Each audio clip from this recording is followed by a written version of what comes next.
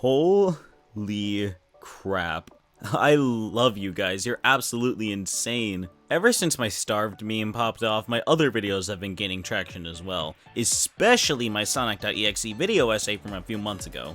It actually taught people a lot more than I thought it would, and I really liked the positive feedback on Zeno as well. At the same time, I saw a lot of comments about certain EXEs or subjects that I didn't cover in my first video. I want to explain real quick why I may not have talked about certain things in that video.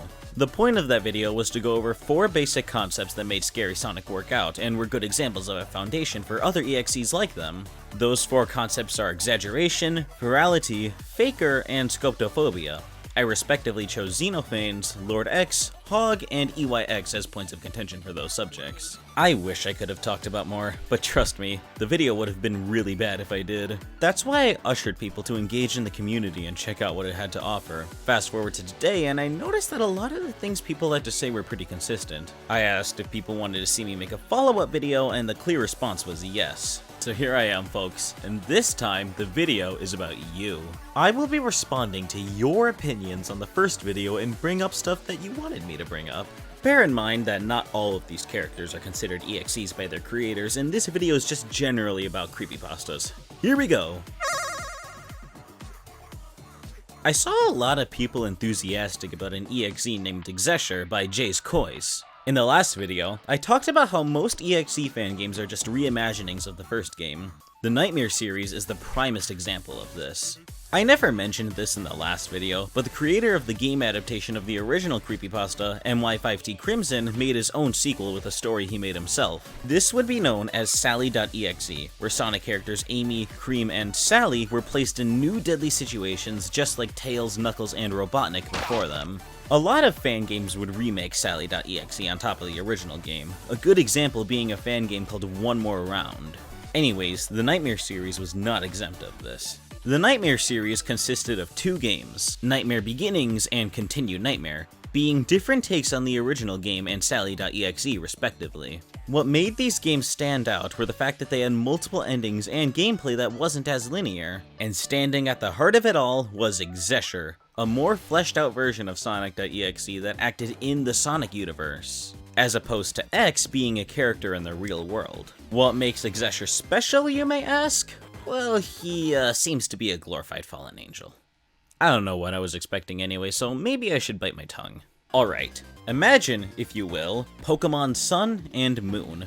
Pretend that it's a bad game, or if you already don't like it, then don't pretend anything. Now, imagine the release of Pokemon Ultra Sun and Ultra Moon. If you didn't like Sun and Moon, then you're probably not going to enjoy Ultra Sun and Moon much, right? That's how I feel about these games. The multiple endings are neat and the spice of gameplay is nice too, but it's still not much more appealing than the original game. Since Exetior is a being that works within the Sonic universe, maybe I'd be a little more interested if the game paid more respect to said universe. But it really doesn't. Everyone acts super boring, and Exetior is just an in-universe translation of X. However, I must give credit where credit is due.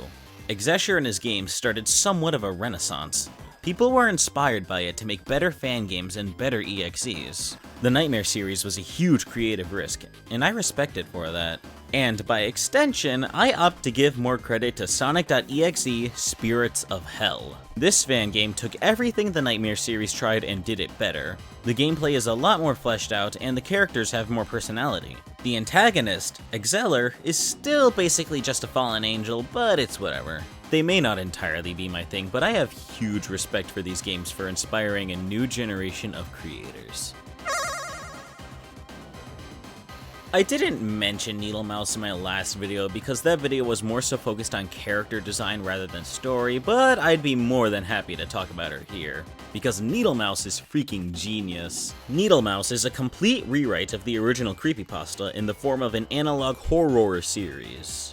The origin of Sonic.exe has been changed, the Cult of X is completely out of the picture, and the characters are an utter morons. There existed a group of friends that called themselves the Fun Gang. There were 3 boys named Michael, Martin, and Luther, and 1 girl named Sarah.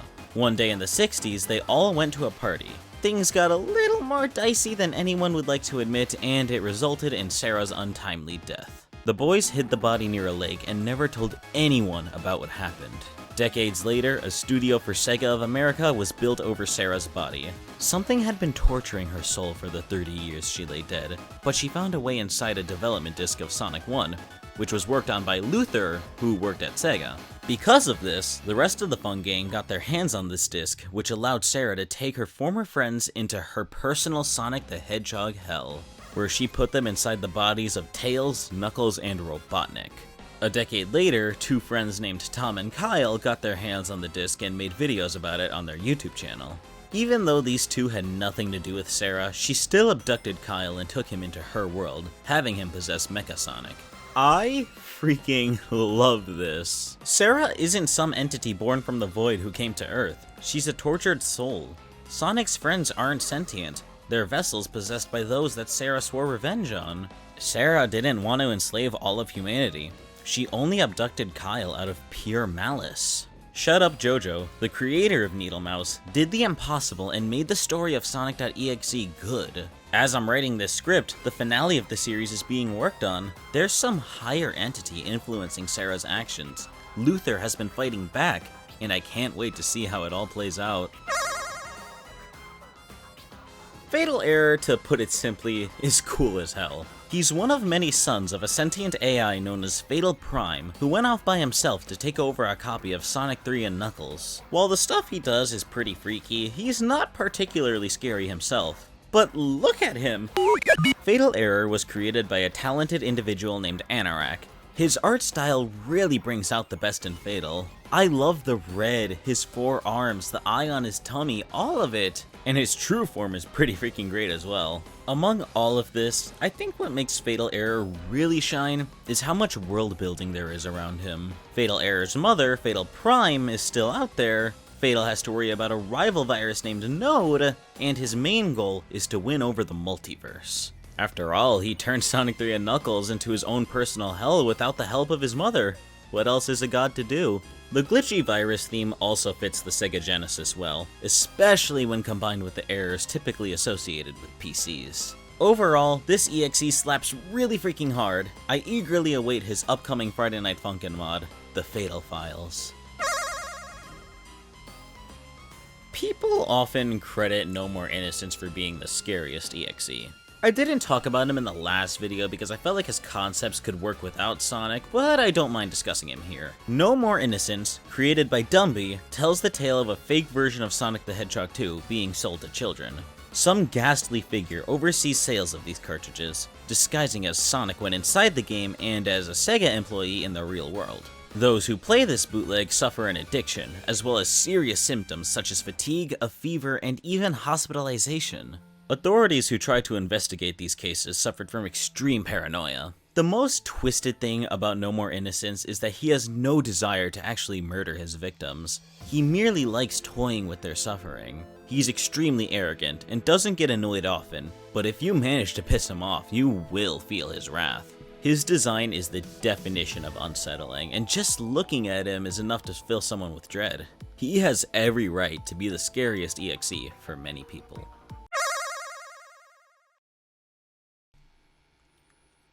It is finally time for me to post about Starved. Starved, also created by Dumby, is a creepypasta about Dr. Eggman. It all started when Dr. Eggman was cleaning up the remains of Scrap Brain Zone after the events of Sonic 1. He noticed a charred, dead Flicky, and a surprisingly pleasant aroma emanated from it. He gave it a bite. Ever since then, Eggman repurposed all of his robots to cook the little critters that littered Mobius. Instead of Metal Sonic, he built a robot named Furnace for cooking Mobians alive. He started with Amy, and after Sonic lost the Stardust Speedway race to Furnace, he became Eggman's most prized meal. It's now up to Tails, missing a tail from an earlier encounter with Eggman, geared with night vision goggles and a knife, to kill the Mad Doctor for the sake of a shining future. Starved himself looks very unsettling, much like No More Innocence. And he gets even more terrifying when he's hungry. And he's always hungry. And his freaking catchphrase is spine-chilling too. I love that hedgehog? Well, it's certainly not for the right reasons. I also love how Starved is a return to form for creepypastas. It really reminds me of all those Pokemon creepypastas. While Starved might not have that much relevance to the Sonic universe, it still manages to be both unsettling and nostalgic.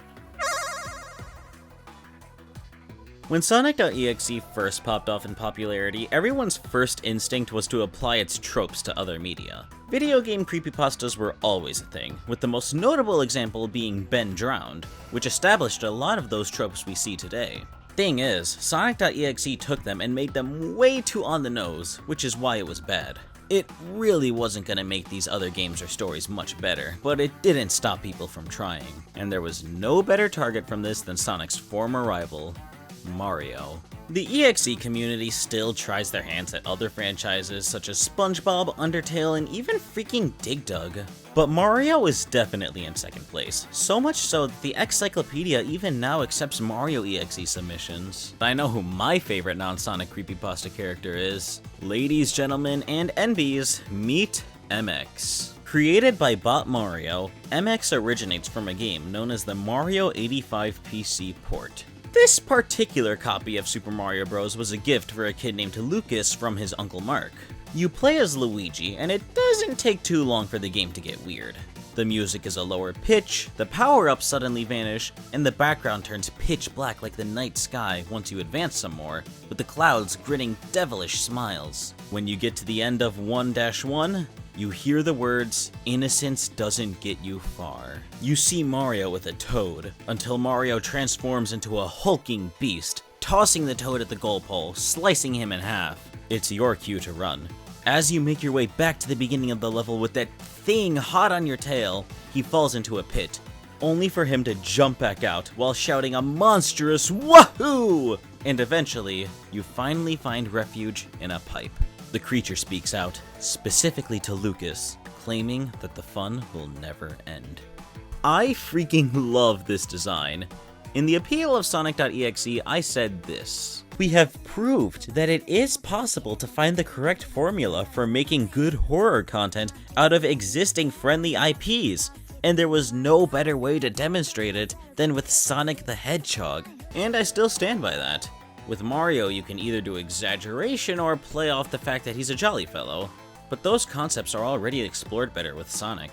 Even if you could do something scary, it wouldn't make it unique. But this, I like this. MX was made to be the Mario equivalent of Lord X, and I think that shows really well. Well, minus the whole feral thing since he's not an animal. He's a giant hulking beast with a menacing aura, and it plays well off the fact that Mario is a chubby Italian dude. There's just something about him that's so unique. And the gameplay integration is amazing as well. With Sonic, you can be as non-linear with your go-fast-eat-ass gameplay as you want, but it won't really contribute to the scariness. But with the MX chase, it is on like Donkey Kong. Super Mario Bros. Was always known for being unnecessarily hard. The way the platforming worked combined with the enemy types made it very easy for you to unalive yourself. Now imagine needing to run away from a hulking beast with that very same platforming. With all those precise jumps and where bumping into a wall is a death sentence.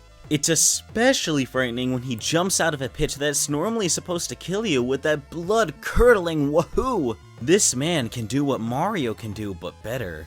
It makes for a very fun time, and combined with the design, it's why MX stands as my favorite non-Sonic.exe. A lot of you probably haven't heard of this one, but the more suggestions I saw, the more I realized how important it was to include him in the video. A lot of EXEs these days are somewhat of a fever dream, being less about evil and maybe more so a tragic Sonic like Dilemma or Sink, or an anomaly that means no ill intent like Sunky or Sonk. Think the second coming of Cold Steel the Hedgehog. A few months back, when the Excyclopedia was doing one of their Wiki Wednesdays, a weekly roll call on Twitter for people to send their EXEs to see if it could be put on the wiki, I was fortunate enough for Exetior to be accepted. Sadly, the wiki went on a hiatus that is still currently going on, which means that Exetior doesn't have his page yet. But not before the first EXE of that patch got his page. Oil.Rigg by Yayo Number. I liked him so much that I commissioned art of him with Zeno, which is saying something since Zeno canonically hates other EXEs. But why? Oil doesn't rep anything I mentioned in the previous EXE video. Why was I so gravitated towards him? The answer is simple. I felt like he best represents this new wave of unconventional and fever dreamy EXEs. In the middle of the events of Sonic 2, Eggman devised a special plan to defeat Sonic. During the confrontation at Oil Ocean Zone, Eggman targeted Tails and killed him, with the intent to make Sonic act irrationally. Sonic went super, and in his rage, he drowned himself in oil. Eggman was quick to collect the body, which was still functioning thanks to the Chaos Emeralds. It was also around this time where Eggman found a blood-red ring capable of multiversal travel. He decided to revive Sonic, who would suffer from amnesia, and make him gather data on the multiverse. Sonic's new name was Oil.Rigg. During his travels, Oil befriended an EXE who worked to cleanse the multiverse of all the evil EXEs. After learning that he was being manipulated, Oil killed Eggman and spent his new life helping the good EXE, until this EXE died during one mission. Heartbroken, Oil went back in time and saved the EXE, killed Vanilla and Cream, and kept the EXE in their house under a watchful eye, making sure no harm would come to them ever again. The EXE escaped, and Oil has dedicated his life to finding this EXE ever since. Does this have anything to do with the fact that he was inspired by Goku Black? I don't do the Dragon Balls. Anyways, see what I mean now? This EXE has a little bit of everything from that fever dream sprinkled in. Lengthy backstory, Sonic tragedy, being a good guy, kinda, and canonically interacting with other EXEs. Am I a fan of this direction? Well, it's personally not entirely my thing, but I felt like he was the best example of an unconventional EXE I could give. Especially after all the suggestions I got for the likes of Sink and Sunky. I had to put him here. Phew, moving on. I want you to believe me when I say I've read all of your comments. Seriously, all of them. Even if I'm not showing them on screen right now. It was so amazing reading your EXE concepts and seeing that I inspired people to make their own EXEs. Even if there wasn't any content to show for most of them, I adore seeing people let their creative juices flow. Even freaking Avery and Mystical Crimson Morning wanted to see what I thought of their suggestions. Keep at it, people. But I think the most amazing thing to come out of this was from a Twitter user known as The Funny Guy. Remember how in the previous video I went on a tangent about how Sonic is your personal best bud? I further explained how some EXEs pretended to be your friend while others not so much. But never have I considered an EXE that actually genuinely believed they were your friend. Ladies and gentlemen, meet Friend. The Funny Guy was inspired to whip up this concept when listening to the concepts I talked about in my video. Hailing from a cartridge of Sonic 1, Friend's only goal is to bring you into his world. Because that's what friends are for, right? It goes without saying that I love this so much. The little dude certainly does look like the yandere type. It's amazing to me how someone made a concept based off a video where I discussed concepts. Not to mention that Exetior was a way of me testing the research I've gathered. Funny took an entirely different approach, and I adore the result. Good on you, man. And to everyone else, I once again reiterate that I've read all of your EXE concepts. Well done, everyone. This is the kind of stuff that I like to see. You know what else is amazing? The response on Exetior. As I mentioned earlier, Exetior was my way of putting all of the EXE research I did to the test. I was worried that people would see it as me pushing my agenda onto others, but you guys proved me wrong. I've gotten so much fan art, so many compliments, and even people that made their own backstories for him. I know I said in the previous video that his story was incomplete, but I've pretty much figured out what I wanted to do with him since then on my own. I felt like I had succeeded. It looked like I had rejuvenated the people of the community. Even so, I had a lot of people asking me what was next for him, so allow me to lay it on you. To start off, he's getting an obligatory Funkin' mod. I won't show anything right now besides this image. Expect to see another teaser real soon. Besides that, I would love to make a fan game for him someday as well. It wouldn't be a typical EXE game either. I want it to be less focused on horror and more about making a villain that fits well into the Sonic universe. I want to do the existing characters justice as well. Sonic, Tails, Knuckles, just to name a few. I want to portray them in the best way I can. I want this game to break the mold. It's an ambitious project. I'll decide when I'm ready and slowly work behind the scenes. I'm eager to see what you guys think. If you've reached this point, then chances are you have now watched 2 of my videos in full length. This is something that I cannot thank you all enough for. As for what the future holds, well, I was in the middle of making a Fortnite video essay before this recent success came along, and my priorities shifted towards making a follow-up EXE video. I'll still be making these kinds of videos, but I do want to discuss new things here on the channel as well. I had a Danganronpa video planned after the aforementioned Fortnite project. If you decide to stick around, I humbly thank you. Thank you guys so much for watching. If you're new to the channel, consider subscribing and watching my previous video on this subject. And as always, be sure to follow me on Twitter for updates on other things. Thank you guys for watching, and I'll see you guys next time. Peace. Damn,